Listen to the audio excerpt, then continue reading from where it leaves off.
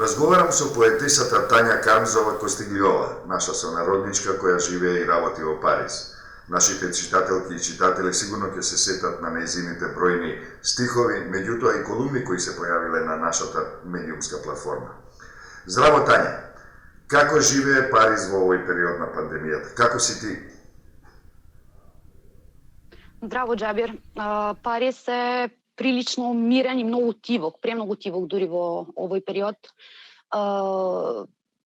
Комплицирано е за сите, има многу малку движење низ градот, речиси се е затворено, значи остануваат само она што се смета како есенцијален бизнис, прехранбена индустрија, аптеки, болници и она што мора да работи за да функционира општеството. Јас лично, јас сум во здравствена фела, освен што пишувам, работам во аптека. Така што секојдневно сме соочени со епидемијата, со пандемијата и се снаоѓаме како можеме. На што се жалат парижани најмногу? Што им недостасува најмногу во овој период на пандемија? Сега со убавото време, надвор е прилично топло, има сонце, се жалат дека им фалат прошетки, како и на сите, плюс сега се некои школски одмори овде, значи великденски распуст некој, и имаат проблем што не можат да одат на одмор. Имаат проблеми со тоа што морат да останат дома. Се зависи од стамбеното прашање како е решено. Многумина се уште има што се во апартмани, во станови, други се во куќи. Верувам дека овој период е прилично тежок да се живее затворен дома комплетно. Тања, освен што владее пандемијата, која на еден чуден начин, да кажам, ги сближи сите луѓе на оваа планета, паралелно во теке и инфодемијата. Инфодемијата се шири дури и побрзо од самата пандемија. Дали парижаните, французите воопшто, се лесен плен на лажните вести и митовите, на теориите на заговорот, сето тоа поврзано со коронавирусот? Колку тие им веруваат на лажните вести, а колку се потпираат на официјални потврдени извори? Мислам дека мнозинството сепак предпочита да ги слуша соодветните компетентните организации, институции. Значи имаме канали, телевизиски канали кои се со 24 часа на 24 вести, каде редовно се прави комплетно објаснување, статистика, новости на таа тема, и мислам дека повеќето се прилично добро информирани.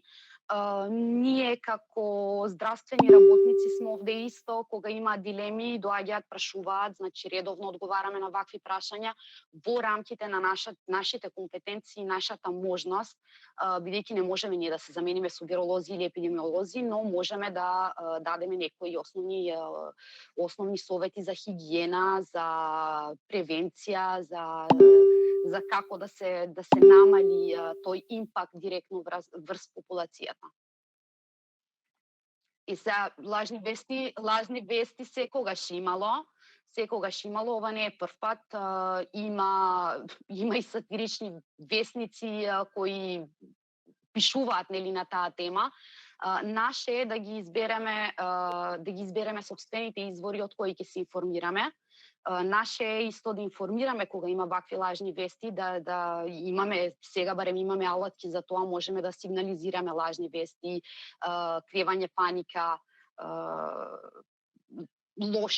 лоши хигиенски совети, има многу исто фама околу лековите кои би помогнале, па за превенција, па за да се лечат.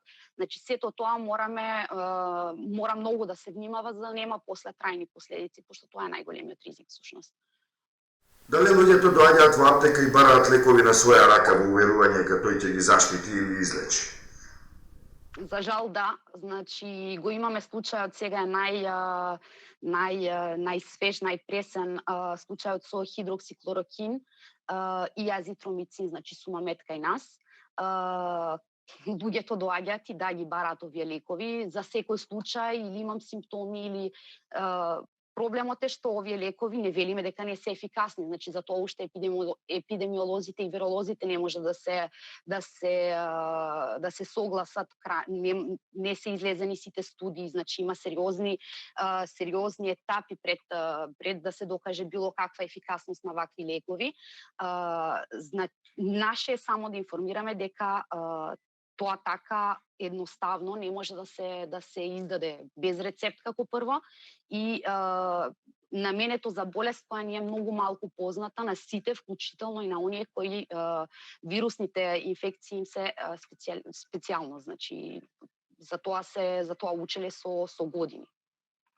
Дали коронавирусот, оваа пандемија е инспирација за тебе? Дали и што пишуваш во овој период? Пишувам редовно,